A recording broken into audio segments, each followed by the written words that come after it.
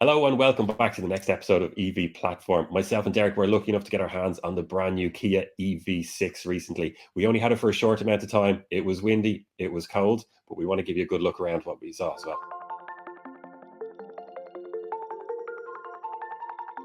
Hello and welcome to EV Platform. Today we are out and about with Blake. How are you? And we are looking at the Kia EV6. Yeah, Derek, I absolutely love the silhouette of this car. Like, it's quite big, it's a substantial presence on the road. It doesn't quite look it though. You need a crossover SUV. It's got a hatchback style as well. I'm not quite sure. I love this character line as well. It kicks off just behind the front wheel there. It's in that kind of piano black material. Starts swooping up at the back wheel, cuts through that as well, right through the angle of the wheel arch, and it turns into this light bar then just there above the wheel, stretches all the way around the back. And I just really like this nice divisive line between the window at the back and what is, how do I say this with a straight face, a rather large rear end. Divisive is the word. A lot of people don't like it. I love the indicators and love that textural feel to them. Boot is about 500 litres and it has a subfloor as well for your cables. It is a funny shape, and we talk about it in the sense of, as you said, that opening aperture. Is it just a bit low, isn't it? Yeah, for me, like if you're putting any sort of a bulky good, if I'm getting the buggy in or something like that, you're going to have to push it into the back of the boot there, up against the rear seats. Compare that to the Ioniq 5, which will have just a more usable space. But then again, like this car, it's not been built for the same market exactly as the Ioniq 5. You have your charging port here nicely integrated and hidden away, and it is a push to open and push to close as well, so nice. Yeah, it's quite discreet as well, isn't it? You don't really know it's there. Yeah. Exactly. Moving around to the side, and lovely side profile, very Jag I-Pace, and the wheels, they're a great size, aren't they? Yeah, what are we? We're on the 20s in this one, isn't it? But you can get it in 19s also, and then some of the models, is it the GT is going to have the 21s, is that right? Correct, yeah. And they're nice aero wheels as well, and you can see the body-coloured wheel arches there. You can see the body-coloured flush door handles that pop out. And I know that you really like the design of the wing mirror. I do, yeah. I like just the way it cuts in again. It's the material matches up as well with the A, B, and C pillars and a little bit of what's on the roof. And there's so many little design elements like that I really do like about it. Sunroof on it as well, Derek, is it? Yeah, on the GT line you have a sunroof, not a panoramic, just a regular one, and it can open, so it's a functional sunroof. And then we're around to the business end. It's a beautiful looking car from the front. Yeah. Drop the camera down there, and from that angle, I love it. And there's a name for that, isn't it? What's it? This is they call it the digital tiger face, and you can see how these lights are actually three-dimensional. They're not just like a single pane. This has got the GT line has got the dual LED matrix headlights. You've got a lot of different design language. You've got your radar, you've got your camera. Really nice front end. Yeah, those lights are great as well. I love the lines once again. The way it starts off wide, kind of narrows in as well, tapers a little bit, and then stretches across the front. And that the tip of the bonnet there just matches that line. I think it's great. What's it called? The clamshell bonnet as well. Clamshell bonnet. This is the first time they've used the new Kia logo. And what we mean by the clamshell bonnet is the opening lines are nearly back near the wing mirrors, and in underneath then you have the frunk.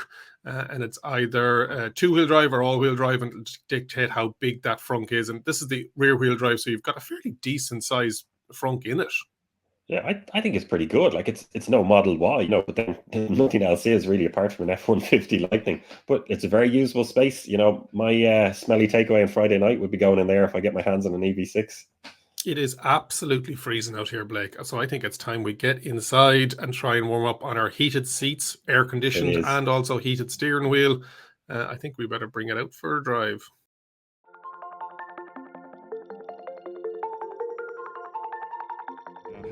We are out on the road with the Kia EV6. First time myself and Blake have got to be in a car together at the same time on the channel.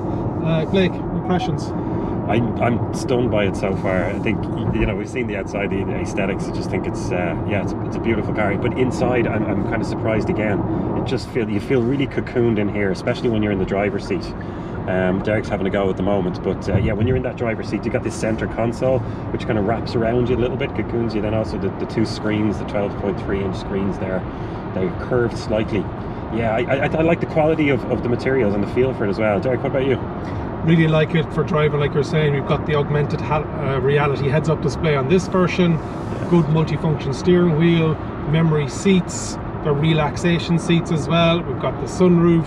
There's a lot of positives about it, and if I was to choose between this and the Hyundai Ioniq 5, this would be getting my vote. Right. If I had to choose between this and a Tesla Model 3. Oh, well, I will leave that for the end. Yeah, like we're out on the motorway now here at the moment. We're moving along. It's got cruise control, but adaptive cruise control, lane keep assist. How are you finding that to use now while you have the car? No problem. And it has, with the augmented reality, I can change what's on my screen here as well as to the information that I have. But I have it coming up on the screen. I have it coming up in front of me. I have it over here. So there's no way you're going to get lost. Okay. But overall, driving-wise, it's well weighted. Now you can feel the weight. It's over 2,000 kgs. Yeah. But with that eGMP platform that they're going to be using on the i5 and the Genesis EV60, there's going to be a lot of, I think it's GV60 actually, there's going to be, they're getting it right. Now, it's not as efficient as the e-Niro or the e-Soul or the Hyundai Kona, but it's a much bigger car, much wider stance. Yeah. And do you have your stats right there on the screen at the moment? Can you tell me, like, since you've had the car, what sort of... This one, because we were going up and down the Dublin mountains there doing a bit of filming, we're at 22.4 kilowatt hours per 100 kilometers, so thirsty. But in fairness to it, a lot of that time we've had the car on with the heating on while we were outside filming it, just to have the lights on for taking shots. So that would expect that to be a little bit lower. So yeah, a little bit thirsty, but then again, for a car this size, it's not too bad. And it's got the, you know, we talk about the battery size and the motor now in a moment, but 77.4 kilowatt hours, so you can still get around. What's the WLTP? Is 323 miles, isn't over it? 500 kilometers, which is absolutely brilliant. That's WLTP combined, but then again, if you go for, you know, if you want to go for the 21 inch rims, we can see that dropping down to, what is it, 303, I think, isn't it? That's right. But even still, that's like that size of a battery, you're never going to worry about it. And the fact that it has the charging speeds as well, and we can talk about it. Yeah, let's move on to that. It can take that DC fast charging because it's got that 800 volt architecture. What are the stats on DC? DC, it peaks at, I think it's 233, so it's early 230s kilowatts, which is just astronomical numbers. Now I know, like, Lucid has just come out on their, you know, some early videos, looks like we might be hitting 300, but let's take away the top, you know, 3 or 4 fast charging cars in the world, and this is right up there with them then. Stunning, you know. Another feature I like as we're hitting roundabouts here, it is the blind spot camera detection. So as I turn on the indicator, a little circle comes up on the screen, and I remember seeing this on the Ioniq 5 and when it came out in Korea first. I think it's a great feature, and the fact that there's so many cameras are on this car, utilising it and being smart about it. Yeah. There are some other manufacturers that could take a leaf out of their book. Yeah. And then just to go back to the charging as well, because we mentioned DC is just incredibly fast, but even on AC it'll still take 11 kilowatts. Now my mind isn't blown on that, because you've always got the older Renault Zoes, you know, can take 22, but 11 kilos is pretty decent, you know. Like if you're most of your charging while you're at home or you're doing the shopping or something like that. Another feature that you really like, Blake, is vehicle to load. Yeah, I think absolutely brilliant. Like, a car, you know, is essentially a box and 4 wheels, and some are the design of it, you know. There's a lot of there's a lot more aspirational things to cars and stuff like that, but essentially just a box and wheels. But this vehicle to load thing starts introducing more functionality to cars that moves us beyond that, the development of what the car could be. So now you're charging other things. You can, you know, harvest some energy when the sun is shining and the wind is blowing, and you can power your house, your barbecues. You can charge another car from it. 3.6 kilowatts it does up to, isn't it? 3.6 kilowatts, exactly. Yeah. So lots, very capable. And we're back to where we did the walk around. I think we head back to the studio. I think so.